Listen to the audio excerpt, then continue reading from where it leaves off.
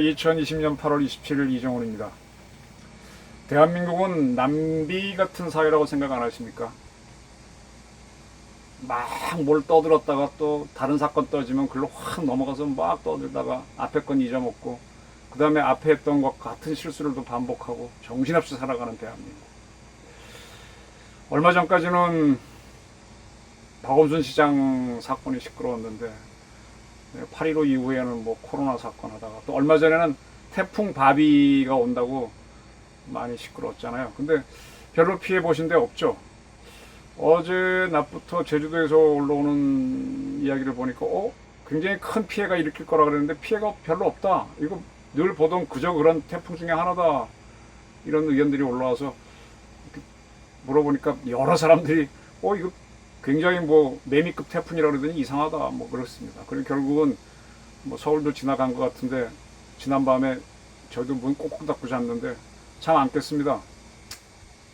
모르겠어요. 지금 우리는 옆으로 지나갔고 이제 옹진반도로에서 평양 쪽으로 들어갔다니까 북한은 심하게 타격받는지 모르지만 그렇게 큰 태풍 아닌 것 같은데 태풍 얘기 나오면서 앞에 걸 다 놓쳤습니다.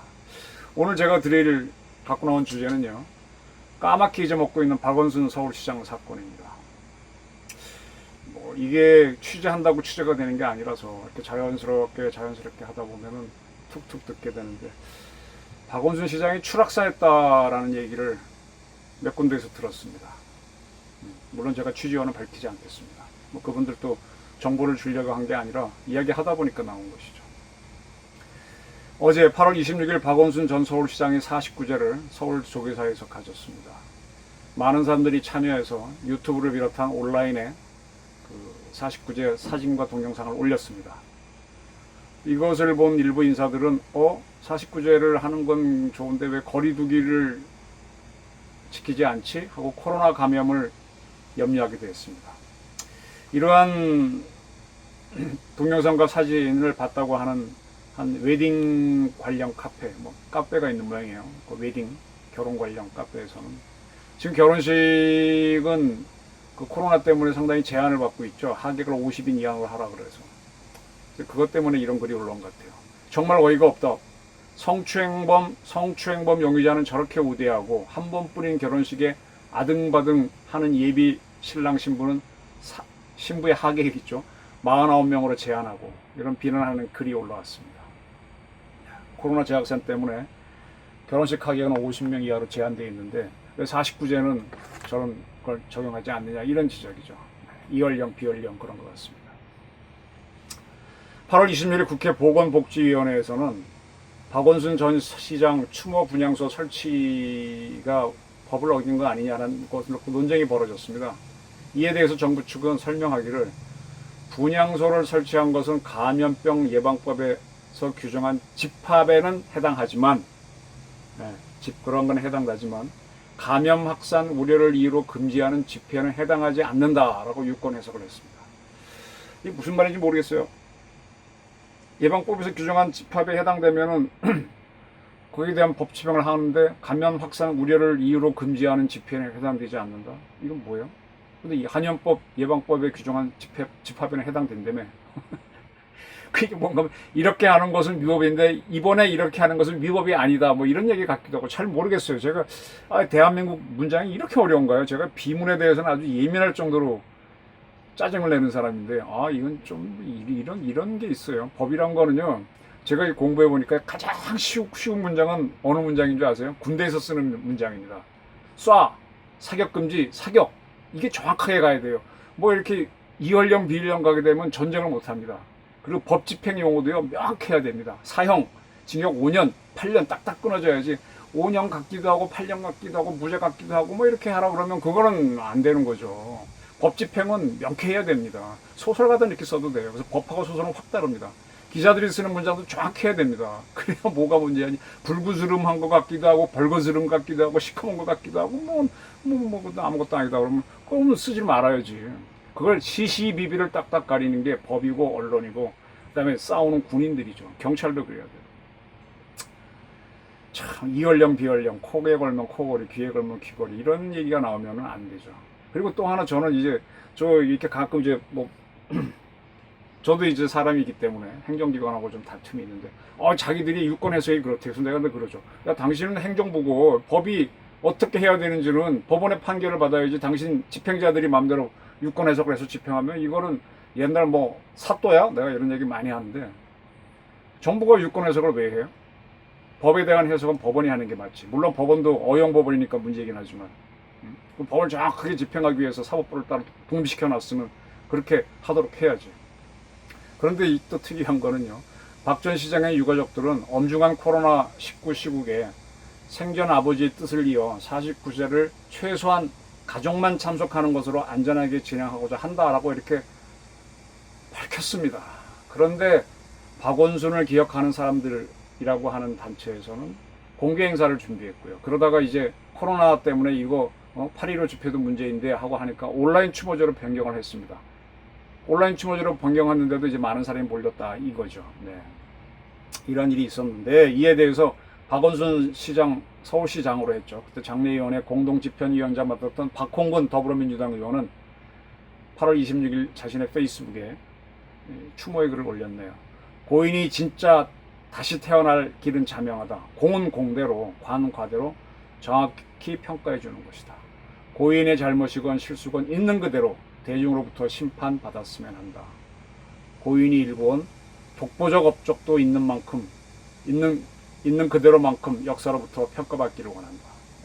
참 옳은 말씀 하셨네요.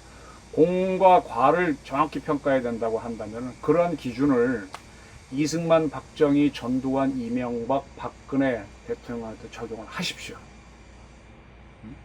박정희, 이승만에 대해서는 친일 프레임을 탁 씌워놓고 무조건 나쁜 놈으로 몰고, 전두환은 5.18 광주시켜 갖고 무조건 뭘로 몰고, 이명박한테는 무조건 뭐 4대강 해서 뭐 어쩌고 몰고, 박근혜한테는 위안부 합의해서 뭘로 이렇게 몰지 말고요. 잘한 것도 있고 못한 게 있잖아요.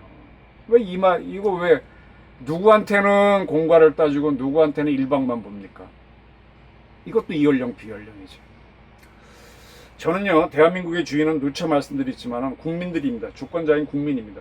따라서 국민들이 나를 보호하라고 대한민국 정부를 만들어 놓은 거예요. 그래서 대한민국 정부는 국민을 보호할 의무가 있습니다. 그래서 누군가가 사망을 하면요, 대한민국 정부는 그 사람이 타살당했는지 아닌지 반드시 검시나 검안을 하고요. 필요하면 부검까지 하고 그 다음에 장례를 치르게 합니다. 그리고 타살당한 게 확인되면은 그 범인을 잡는 노력을 대한민국은 해야 됩니다. 그걸 하기 위해서 경찰과 검찰을 두고 있습니다. 따라서 사망한 이의 장례를 치르려면 반드시 사인을 밝힌 사망진단서가 있어야 됩니다. 네, 거기서 변사, 타살이다 그러면 시킨 범인을 잡기 위한 노력은 검찰과 경찰이 하는 사이에 사인을 밝혀냈으니까는 이분 장례를 치르고 뭐 자연사를 했거나 뭐 자살했다면 또 이제 이거는 뭐 범인이 없는 거니까 이렇게 장례식을 치르는 거죠. 박 전 시장이 장례식을 치렀으니 사망진단서는 분명히 있는데 아직도 지금 그 사망진단서에 쓰여 있는 게 뭔지 아는 사람이 없어요. 공개된 게 없어요. 네. 그렇다면 이거는 왜 이 사람한테 적용되는 법은 왜 다르냐라는 불법 시위가 일 수밖에 없죠. 왜 박 시장은 공인인데, 더군다나 공인이라고 하는 거 국민들 가운데 누구 한 사람을 높은 자리에 뽑아갖고 우리 국민을 보호하라, 대한민국 정부를 이끌고 그렇게 맡긴 어떻게 보면 공공의 머슴 같은 존재인데 그분이 그렇기 때문에 우리는 또 궁금하고 알아야 되는 건데 왜 그걸 안 하느냐? 왜 이연령 비연령이냐? 불법 시비가 일어나는 거죠. 네. 천하의 영웅호골 절세가인도 사망 원인을 밝히게 돼 있는데 왜 박 전 시장만 예외입니까? 그렇게 해야만 뭔가 절박한 사정이 있는 게 아니냐? 이렇게 하면 이제 음모론으로 들어갈 수밖에 없는 거죠. 네. 그렇게 되면 추적이 시작되는 건데 지금 당장은 철벽처럼 갇혀 있어도 안 되지만 뭐 이런 사람 저런 사람 자유롭게 얘기하다 보면 정보를 접할 수 있는 사람들이 툭 던지는 한마디에 저희 같은 기자는 하고 이제 감을 잡고 들어가는 거죠. 박 전 시장은 추락사였다. 현장 상황에 대해 보고받는 자리에 있었던 복수의 인사들로부터 들은 이야기입니다. 캐물으면 얼른 얘기 안 하죠. 가만히 있으면 그래서 공개하지 못하는 면도 있는 것 같다. 뭐 그래 이렇게 넘어가는 거죠.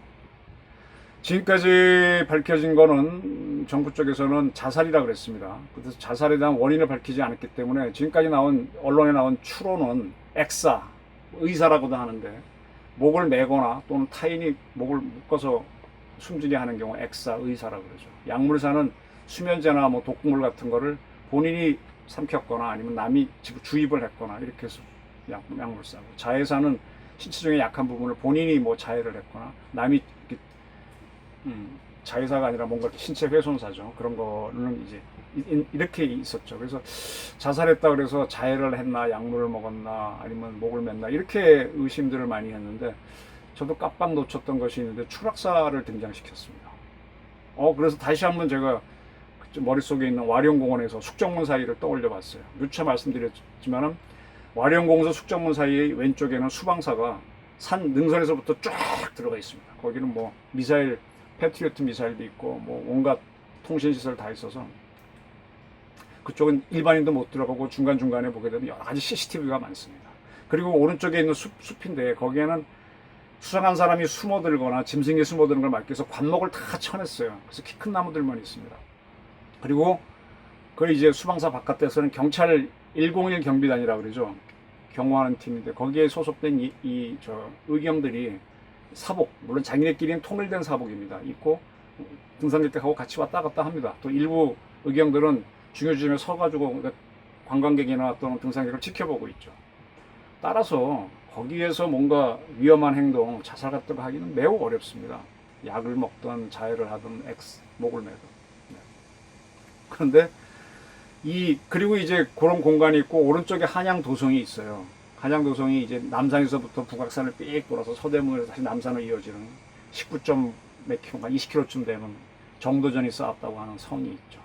그 성은 성 바깥이 이제 바깥이 이제 외적을 상대하는 데인데, 따라서 이 바깥으로는 이렇게 가파른 곳에 많이 세워놨습니다. 제 머릿속에 있는 한양도성 와룡공원에서부터 숙정문 사이에 있는 그 성의 높이는, 그게 이제 성이 가서 보시면요, 조선 태종 때인가 세종 때 쌓은 게 있고, 아주 돌이 조망만해요. 그때는 국력이 약하니까. 그 다음에 숙종 때 또 쌓고 해서 계속 증축을 해오고 고쳐온 성입니다. 한 번에 딱 쌓고 끝낸 게 아니라 뭐 그 후로도. 그다음에 최근에 또 수리한 것도 있고, 그건 요새 한 건 돌이 굉장히 크죠. 네, 지금 기술이 좋으니까. 그렇게 하다 보니까 그 성벽 중에 일부는요, 최근에 쌓은 거는 뭐 그런데 중에 어떤 거 보게 되면 상당히 가파른 곳에 쌓아놨어요. 거기는 적이 못 들어오지 않습니까? 네? 보통 높이는 5, 6m 정도인데 이 흙도 자꾸 쓸려 내려갑니다. 더 쌓이기도 하고. 그래서 뭐 그 정도 됩니다. 근데 가파른 곳에 쌓여 있는 게 있어요. 뭐 바위 위에 올려놨거나. 그러면 굉장히 5, 6m에서 더 높아지죠. 10m까지, 밑에까지 떨어진다고 하면. 네. 그런 곳이 있습니다. 가서 보시면 압니다. 그 한양도성 바깥을 흔히 어느 지역이라 그런가 하면은, 지난번 박원순 시장 사망 때 마구 나왔던 기사 중에 하나가 핀란드 대사관저 부근이다, 삼청각 방향이다, 이런 얘기가 많이 나오는데 바로 그쪽입니다. 한양도성 바깥이.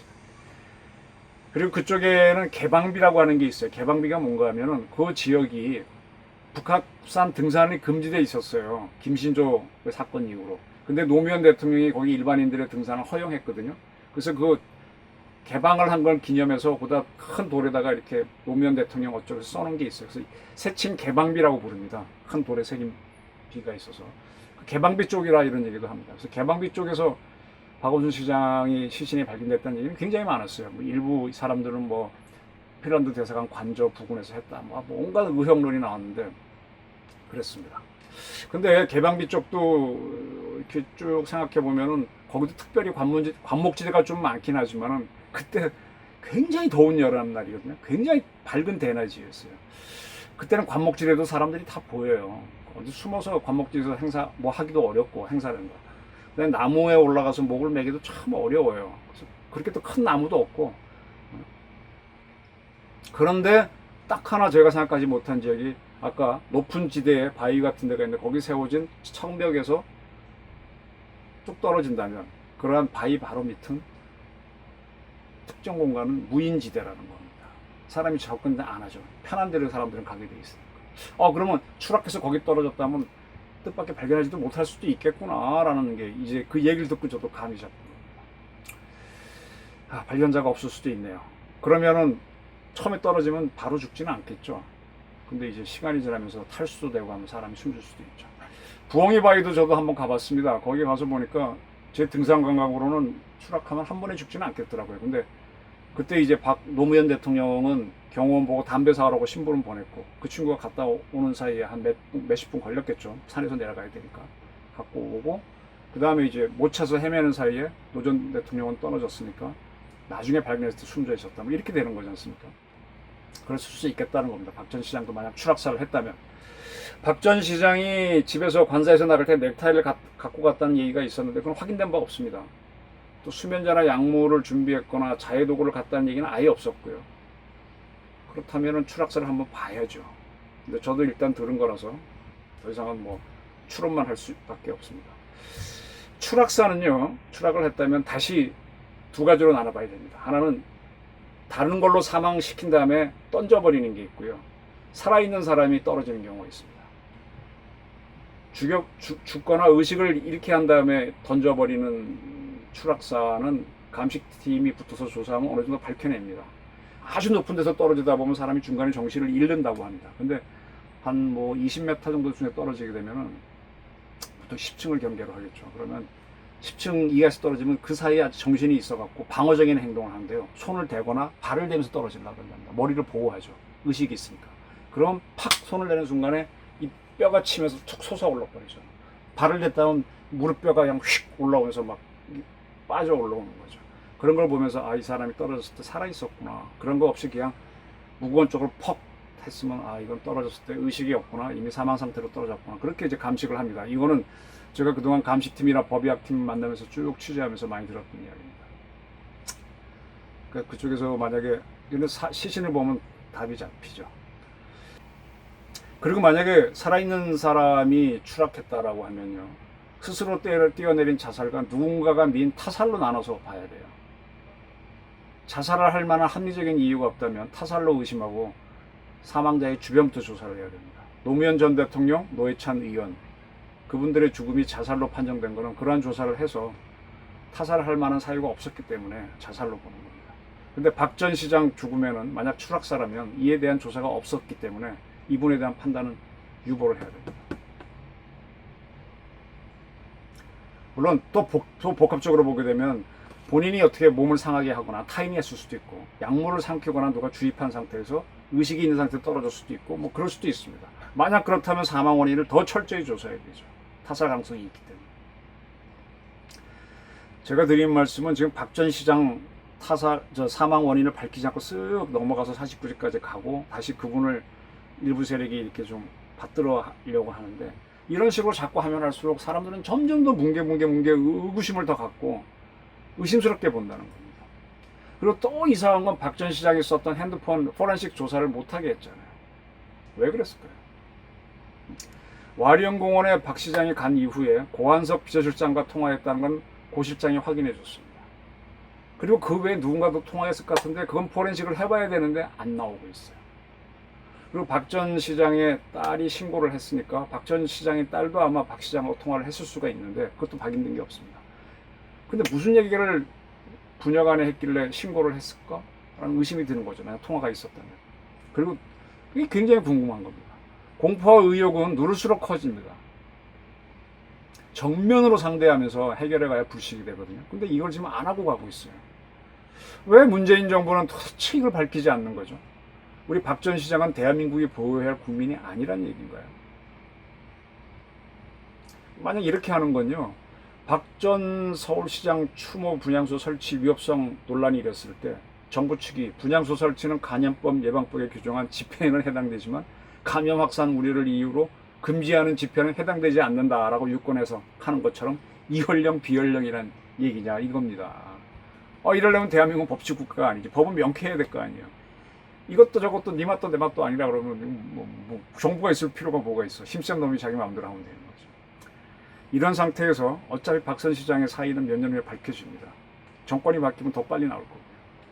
그때 이게 또 대한민국 정치를 뒤흔드는 판도란 상자가 될 수도 있어요. 덮는다고 덮여지는 게 아니에요. 뭐와 뭐는 덮을수록 더 무럭무럭 피어오른다고 했습니다.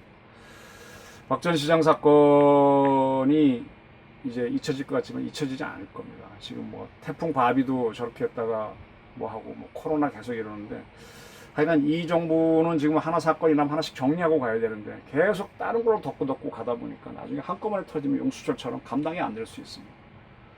잘하려고 하지 말고 하나하나 부담을 줄이는 쪽으로 가고 정직하게 가는 게 오히려 나을 수도 있습니다. 지금이라도 늦지 않았습니다. 정확하게 밝히시고요.